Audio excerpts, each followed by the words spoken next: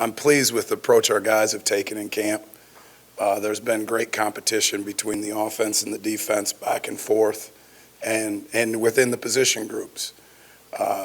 I think we're steadily developing the right mentality and the right focus and approach. And I'm excited to put the ball down again tomorrow and see where we're at again. Hey, Coach. Glenn West with Go247. You guys seem to be rotating a lot of first-teamers with the cornerbacks group. Just talk about some of those guys and just how close you are to maybe pinning down on some of those rotations that you're going to be looking for in the first couple weeks. Yeah, we got great competition there. I mean, we got 4 older guys that we feel can play winning football, and then 2 younger guys that are really come on. I see that being just that, continuing competition. We're going to evaluate it again after the game Saturday. But a position that we were a little bit concerned about the depth coming in has kind of been a position that's developed into almost a strength. So I'm excited to see where that goes. And I love the competition that's being bred there. And those guys, I love their approach every day. The 4 older guys in particular, if there's a situation where they're up with the first team defense, they have obviously a great approach. But when there's a situation they're up with the second team defense, I see the same focus, the same mentality. All right, those guys just love to play. Hey, Coach, Jacques Doucet, WAP-TV, here in the back. Micah Baskerville is a guy that made a lot of tackles last year and last year. But what does he have to do to kind of move up in the pecking order and get some more playing time? Yeah, I think Micah's doing a good job in camp, and we just got to keep pressing. The one thing I love about Micah is he's kind of the jack. He can play all 3 spots. He's a very intelligent linebacker. He's in the right spots. Just need to keep seeing him apply the physical part of the game, which he's doing a good job growing from there. Matt Wilson-Alexander with The Advocate. When you have a defensive line like you do that is all 4 pretty capable pass rushers, how do you balance just sending 4 versus deciding when to apply maybe like extra pressure and send a blitz? Do you maybe feel like this season you might not have to blitz as much as you would maybe normally because of those 4 guys? Yeah, I think that has a lot to do with the situation, the team you're playing, okay, and the quarterback. When you get involved with either the analytics part of the game, a quarterback that can move with his feet, there's certainly times where you need to fill up another pass rush lane. There's also times where you need to get after him with 4. So I love our front, okay, and I love that they can generate pressure with 4. But there's certainly still times to pressure. If you become one-dimensional to the offense, then you make it easy on them. All right, and the reality is if you mix in enough pressure, it helps your 4-man rush. It helps you get singles in the pass rush game. Coach, just through the early portions of practice, it looks like you're so multiple, and I don't know if that's by design or if that's still trying to feel out who kind of fits where. Could you kind of allude or answer, I guess, are you planning to be that multiple with personnel packages, or is it really just figuring it out as you go? That's a great question. No, I think there's a little bit of both of that. We're intentional with our multiplicity, okay? And the more looks you can give the quarterback, and then also, I mean, kind of to the point that guys have brought up in here, with the competition, guys deserve different roles. And we want to put our football players in the best position to succeed. All right, so sometimes that means putting in different sub-packages based on situations. Brody Miller with The Athletic. I guess this might be obvious, but when you have a guy like Mason Smith that can just cause disruption by himself sometimes, how does that kind of change the freedom you have as a play caller? Sure, I think the one thing that you can't, I mean, when you have any type of dominant defensive lineman, it covers up for mistakes. And it covers up for mistakes that you make as a play caller, right? I mean, great players sometimes overcome coaching, right? And he's a guy, along with some other ones, that being dominant up front helps you. And anytime you can change the line of scrimmage, that's disruptive to the offense. And not just in the pass game. We get so caught up in defensive linemen applying pressure to the quarterback. And although that's incredibly important, in college football, it still comes down to whipping the guy across from you in the run game. All right, Coach. Jacob Verdant from the Verdant Verdict. Defensive schemes are similar to puzzles. What would you say is the most important piece to your puzzle? Yeah, that everybody understands it, right? You can't be, until guys are able to understand and execute, that's the number one thing. So kind of like way back when I first got here, you got to make it teachable, learnable, and then executable. And that's the key to it. And I think the further you progress, the more multiple you can become. Matt, Sheldon Mickles at the Advocate. This school has been known for DBU and linebackers a little bit. It's been a while since the defensive line. Can you allude to the depth you have there now, and also the options and flexibility? How comfortable are you with what Ali Gay and BJ give you? Yeah, I think Ali and BJ are doing a great job off the edge. You know, Savion's coming along on the edge as well. Desmond's applying some competition off the edge. You know, Quincy is getting better and better with every opportunity. And the thing about that too is they're doing a good job where they can play multiple alignments on the front, and that gives you great flexibility. And also, when you start getting into game week, it allows you to get the best matchups you possibly can in situational football. Coach Tim Buckley with Tiger Rag. Sticking with that, with Ojulari in particular, how much of the way you plan to use him is it's just suited to his skill set? How much of it has to do with the fact you got Gay on the other side?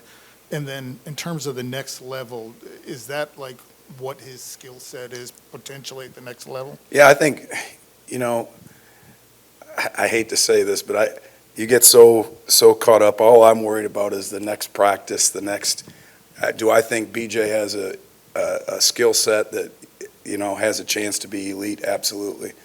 And as far as your question comparing him to Ali, they are a little bit different. I mean, BJ excels in space. BJ is a guy that he can come off the edge, but he still can hold an interior gap as a 6 technique. We feel like he can whip a tight end, but we're not going to put him in a 4-eye inside a tackle, where Ali gives us a little bigger body that can do those types of things. Ali can slide around on third down, you know. So they are different. I hope that answered your question. Hey, Coach Cookie Riley with The Advertiser. I was sort of curious as to how the depth chart at linebacker sort of shaping up. I know Wes Weeks seems like he's created a bit of a role for himself as well.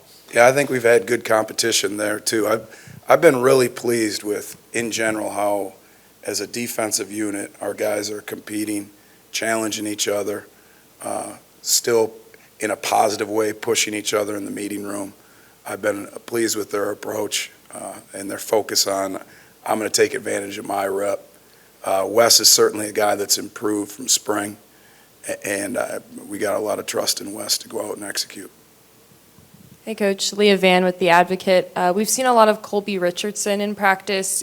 Where do you see his role being this season, and what has impressed you about him? Yeah, Kobe's one of those 4 older guys I was talking about that's continuing to compete.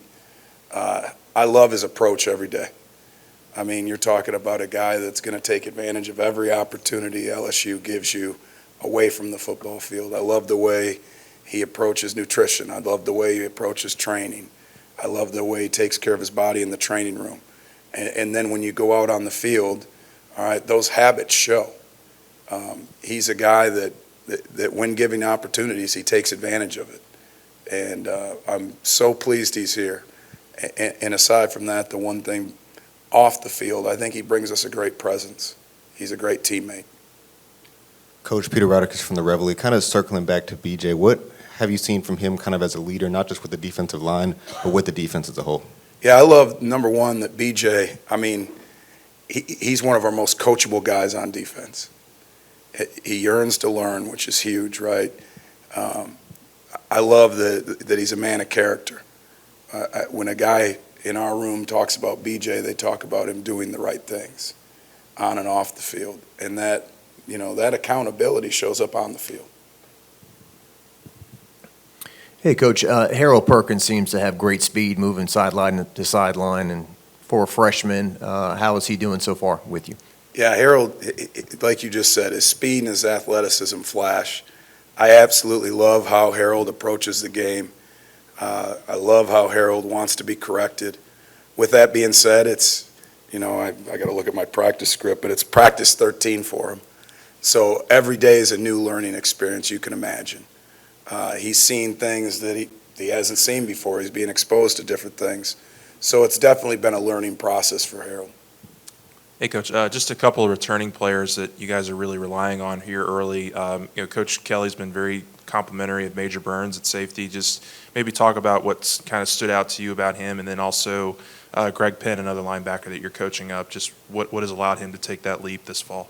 Yeah, the thing that stands out about Major is he sees the game, he speaks the game. He's a great communicator. Some guys, when the offense comes out, they don't always process fast, right?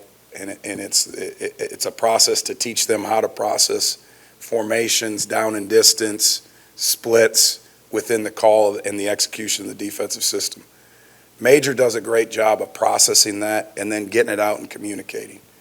The other thing I've been pleased about Major is I think from the technical end of it, he's continued to improve every practice. I've been very pleased with him. Greg, I love the physical part that Greg's been bringing.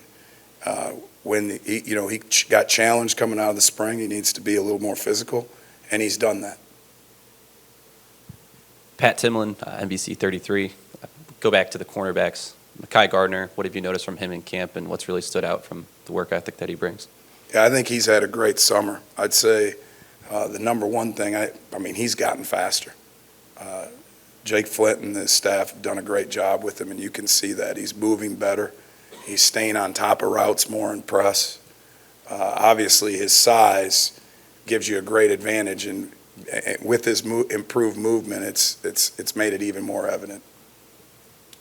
Mike Jones, obviously Clemson played that kind of hybrid role a little, then last year had a little bit of a transition. I guess just in your time with him, how have you seen him kind of fully learn how to be that inside linebacker role? Yeah, I think Mike is learning and still continues to learn that position, and it is different. It's different from the standpoint of seeing the clutter in your face, whether it's a puller, a swapper. We're out on the perimeter, everything you're fitting from outside in. So every day that he does, you see him get a little quicker, right? A little more confident. But it's certainly, it's different than when he was out on the edge, and you can tell sometimes. I'm just curious, is the nickel now the new base, and how is your nickel progressing? That's a great question. So we match, if they come out with numerous tight ends, then we'll go to base. But the reality is most people now want to play in 11 personnel. And so, yeah, when we're in 11 personnel, we're basing out of what we call a big nickel or buffalo. Right now it's Greg Brooks and Sage. Matt, we talked a little bit about Major. What does he do to kind of, or how are you going to balance him and Joe, with Joe being a proven SEC guy already? Is that just sort of a luxury to have two guys there at safety? How's it kind of shaping up between them? Absolutely. It's number one, it's great competition. And, as we said this before, this is a bloody nose conference. You can't get through this and be a great football team with just one guy. And that competition and the depth that's created, and we'll put them in situations where you may see them both on the field at times, you may not. But we're going to need them both, I can promise you that. Matt, one more thing on Alligay. He had a really good year 2 years ago, and then last year had the injury. When you come in, what do you see? What sticks out to you right away when you saw the film on him? Yeah, I think number one is length, right? He creates, he's got elite length. He's a good speed to power rusher. When he uses that elite length along with the speed, he can generate so much power, and the torque he generates on a tackle can just be different. From just a mentality standpoint, the guy loves to be taught, and that's big. Hey, Coach, kind of an off-the-field question, but what made you get into coaching, and why do you coach? I think number one, I love the players. It makes you feel young. I love the competition, and I still like the schematic part of the game. I like the angles and the numbers and that part of the game. Thanks, guys.